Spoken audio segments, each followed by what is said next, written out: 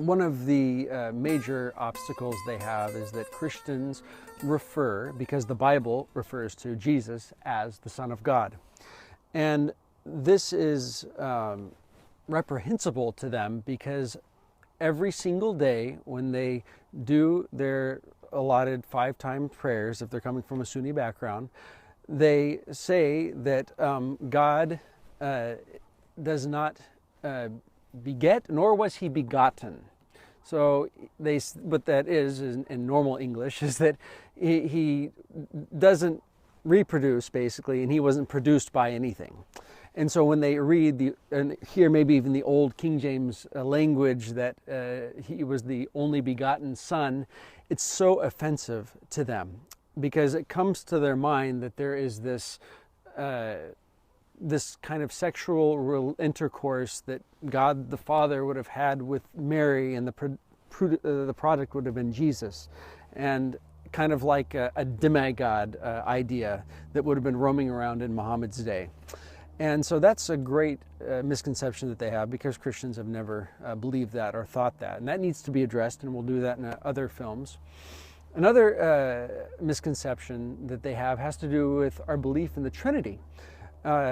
Even though the Bible clearly teaches the Trinity in the Old and the New Testament, and you can put it together and see it very clearly, and Christians have explained it, for whatever reason throughout the Muslim world, they believe we worship 3 separate gods, and the Quran even refers to that the 3 gods that Christians worship are the Father, the Son, and Mary. So they even have the concept of the Trinity wrong within the Quran itself. They really have no concept of a Holy Spirit whatsoever. So when a Christian says, no, our Trinity is the Father, the Son, and the Holy Spirit, they don't even know what the Holy Spirit is. They think that might be having to do something with the angel Gabriel even. So there's a lot of misconceptions there. So we need to be very clear to explain what the Christian Orthodox doctrine of the Trinity is when we're speaking to Muslims. They also have a very, very bad misunderstanding about the nature of grace. They really think that Christians are these people that are have no law, and they can just do whatever they want because they've been saved by Jesus, and they can go to heaven now, and so it doesn't matter what they do on this earth. And so the misconception with them is that, well, your religion's so easy. You don't have to do anything. You don't have to do your 5-time prayers. You don't have to do all these different requirements for religion. You just say you believe in Jesus and you're saved, and you can live like you want.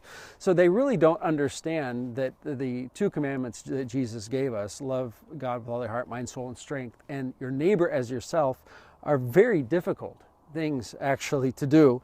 And they don't understand what the walk of a Christian is, and what sanctification is, because the idea of sanctification doesn't even exist in Islam or in the Muslim mind. So those concepts are so difficult for them to grasp, but it's very important that those are addressed with them. Another issue, misunderstanding of Christianity, has to do with the nature of atonement as well, and crucifixion.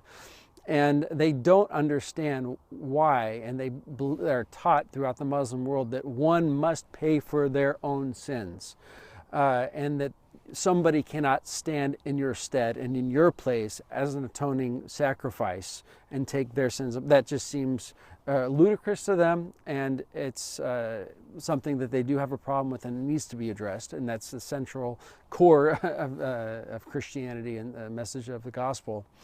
And along with that is that Jesus actually died on the cross. They believe that Jesus did not literally die on the cross, and that somebody took his place, or somebody was meant to look like Jesus on the cross. But because God would never allow his prophets to die, and such a horrible death. And so again, that also needs to be addressed from the scriptures and historical accounts if needs be. But these are some of the main misconceptions that they have about Christianity, or some objections that they have.